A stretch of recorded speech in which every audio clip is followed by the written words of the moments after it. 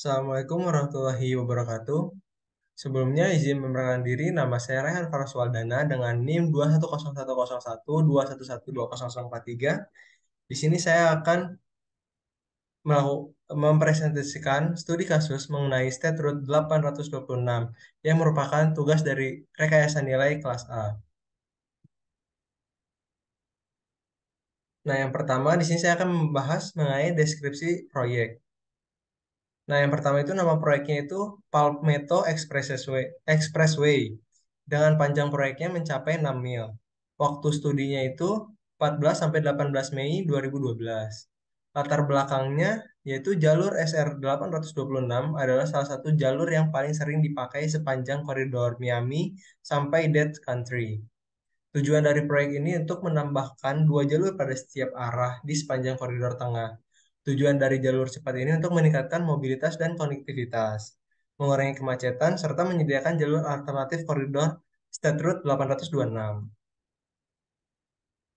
Nah, kemudian tujuan dari value engineering-nya yaitu yang pertama dalam rangka untuk meningkatkan capital cost, constructability, kemudahan perawatan lalu lintas, meningkatkan fungsi dasar yang dibutuhkan untuk pelaksanaan proyek, memberi ringkasan kondisi existing, dan mendokumentasikan tujuan dan kebutuhan proyek, serta mendokumentasikan data teknis, lingkungan, dan sosial lainnya yang terkait dengan konsep desain gambar. Nah, kemudian isu dalam mempertimbangkan value engineering. Yang pertama itu tidak ada hak jalan tambahan. Yang kedua bersinggungan dengan sumber gas alam. Yang ketiga koneksi di setiap ujung. Yang keempat tidak ada peningkatan kapasitas pada persimpangan. Dan yang kelima jalan layang NW 103 RD Street 6, jalan layang NW 25 Street 7 jadwalnya padat. Nah, ini merupakan lokasi dari proyek tersebut. Nah, hasil dari studi value engineering-nya yaitu tim FE awalnya menghasilkan 31 dan 9 ide yang ditentukan untuk menjadi saran desain selama fase-fase ide kreatif dari rencana kerja value engineering. Objek evaluasi ini adalah untuk mengidentifikasikan ide-ide dengan pencapaian yang paling menjanjikan untuk mencapai penghematan sambil mempertahankan fungsi untuk meningkatkan operasi. Tim value engineering mengkategorikan 6 ide sebagai rekomendasi untuk dipertimbangkan oleh para desainer. Nah, ini berikut merupakan tabel rekomendasi dari studi value engineering. Kemudian, masuk ke metodologi value engineering. Di metodologi value engineering ini terdiri dari tiga, yang pertama ada pra-studi, studi, dan pasca-studi. Nah, di pra-studi ini yang pertama ada penjadwalan peserta studi dan tugas. Kemudian yang kedua, ulasan dokumen. Yang ketiga ada mengumpulkan informasi latar belakang yang diperlukan tentang proyek, serta menyusun data proyek menjadi model biaya. Kemudian di fase studi, yang pertama ada fase pengumpulan informasi, tahap identifikasi fungsi dan analisis biaya, fase pengembangan, serta fase presentasi dan pelaporan. Dan kemudian di fase pasca studi, yaitu ada mempresentasikan laporan pada setiap tahap kepada owner dan membuat laporan akhir. Kemudian berikut adalah peserta workshop dan informasi proyek. Tujuan dari workshop ini untuk meninjau kembali dan menjelaskan agenda pengembangan value engineering. Kemudian masuk ke data ekonomi, pemodelan biaya, dan estimasi. Didapat yaitu inflasinya 3% dengan diskon rate-nya yaitu 5% dan economic planning life-nya yaitu 30 years starting in 2014. Nah, berikut merupakan diagram phase untuk proyek value engineering-nya. Kemudian kita masuk ke tahap evaluasi. Jadi pada fase kreatif, ide pemunculan itu kemudian didiskusikan dan dievaluasi dengan kriteria ide dilakukan dengan cara brainstorming. Ide-ide yang kriterianya ditetapkan bersama oleh tim value engineering.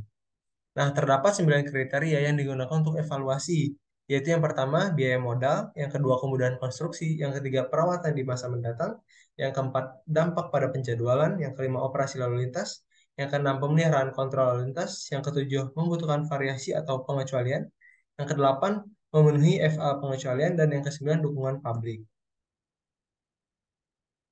Nah, sekarang kita masuk ke fase rekomendasi. Di fase rekomendasi ini, rekomendasi, rekomendasi yang ditampilkan merupakan gagasan-gagasan yang disusun oleh studi value engineering, yang di dalamnya mencakup perbandingan antara proposal studi tim FE dengan konsep asli perancang. Gagasan ini terdiri dari ringkasan desain asli, deskripsi perubahan yang diusulkan, dan evaluasi deskriptif tentang kelebihan dan kekurangan rekomendasi yang diusulkan. Nah, selain itu, jika diperlukan sketsa dan perhitungan juga ditampilkan. Nah, yang pertama ini ada rekomendasi dari nomor 6, yaitu memperhitungkan penggunaan jalur 4+1 dengan bahu jalur penuh pada jalur yang dikelola di setiap arah. Berikut merupakan gambarnya. Nah, dengan rekomendasi tersebut, di sini kita mendapatkan keuntungan dan kerugiannya. Dengan keuntungannya yaitu biaya awalnya yang lebih rendah, dampak operasional yang lebih sedikit, menyediakan aliran pendapatan awal, serta memanfaatkan infrastruktur jalan yang sudah ada. Nah, kerugiannya itu kekhawatiran yang mungkin timbul mengenai aliran lalu lintas yang berdampak lebih lambat. Kemudian, yang kedua, pemeliharaan delineator bermasalah. Nah, pendapatan potensial dari rekomendasi ini yaitu sekitar 5.600.000 dolar. Kemudian masuk ke rekomendasi nomor 13. Nah, dari Jalan NW meluruskan kembali garis 36 ke utama utara ke timur di sepanjang jalan bagian depan. Nah, berikut gambarnya.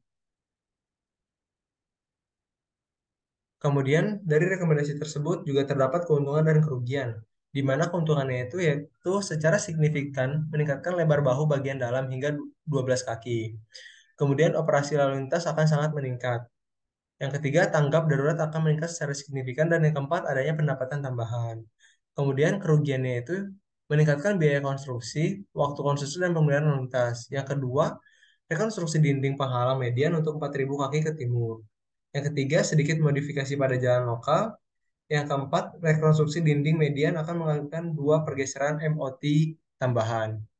Nah, rekomendasi ini mendapatkan pendapatan potensial yaitu sekitar 1.282.000 dolar. Kemudian masuk ke rekomendasi nomor 16. Nah, di rekomendasi ini, pada persimpangan 1-75, pelurusan cat center line harus dimodifikasi untuk memungkinkan bahu sepanjang 10-12 kaki. Berikut contoh gambarnya. Nah, keuntungannya sendiri dari rekomendasi tersebut, yang pertama meningkatkan lebar bahu, yang kedua operasi lalu lintasnya akan sangat meningkat, dan yang ketiga pendapatan bertambah. Kemudian kerugiannya akan meningkatkan biaya konstruksi, meningkatkan waktu konstruksi, membutuhkan pemeliharaan gorong-gorong, dan dapat mempengaruhi perizinan. Pendapatan potensial dari rekomendasi ini sekitar 3.428.000 dolar. Kemudian rekomendasi nomor 19. Antar jalan dan jalan antar jalan NW 74 dan jalan Oke Oke Cobe itu perluasan jalurnya selatan ke barat untuk menyediakan bahu jalan sepanjang 12 kaki dengan meluruskan kembali jalan masuknya. Nah, berikut contoh gambarnya. Kemudian untuk keuntungannya sendiri, yang pertama itu meningkatkan lebar bahu bagian dalam. Kemudian yang kedua memungkinkan kendaraan yang cacat masuk ke bahu tanpa mengganggu operasional jalur. Kemudian yang ketiga, bahu jalannya sepanjang 12 kaki akan memberikan kondisi yang lebih baik daripada 4 kaki. Nah, untuk kerugiannya sendiri yaitu peningkatan biaya, dan yang kedua peningkatan pemeliharaan lalu lintas selama konstruksi. Nah, pendapatan potensial yang didapat dari rekomendasi ini sekitar 7.632.000 dolar. Kemudian rekomendasi nomor 22. Nah, pada seksi 5 buat crown dan stripping sepanjang 11 untuk menghindari dampak pekerjaan ulang. Juga perpanjang jalur ke utara ke 5 lebih jauh dari selatan. Nah, untuk keuntungannya sendiri yaitu lebih sedikit biaya keseluruhan. Yang kedua, pendapatan publik yang kurang negatif dengan konstruksi boros yang terlihat dan dampak lalu lintas tambahan. Lalu untuk kerugiannya sendiri, yang pertama menggeser biaya pekerjaan ke proyek bagian 5, dan yang kedua upaya mendesain ulang untuk bagian pemeliharaan lalu lintas selama konstruksi. Nah, penghematan biaya potensial ini dari rekomendasi ini yaitu sekitar 940.000. Kemudian masuk ke rekomendasi nomor 23. Nah, di rekomendasi ini yaitu tambahan batas kecepatan variabel ke General Purpose Lanes. Nah, keuntungannya sendiri yang pertama meningkatkan operasional dan secara aktif mengelola aliran. Yang kedua, meningkatkan hasil yang diantisipasi. Yang ketiga, memberi kecepatan yang lebih konsisten. Namun kerugiannya yaitu meningkatkan biaya modal dan pemeliharaan, serta yang kedua, konsep baru untuk wilayah dan penerima publik. Pendapatan potensial dari rekomendasi ini yaitu sekitar 2 sampai 5 juta dolar.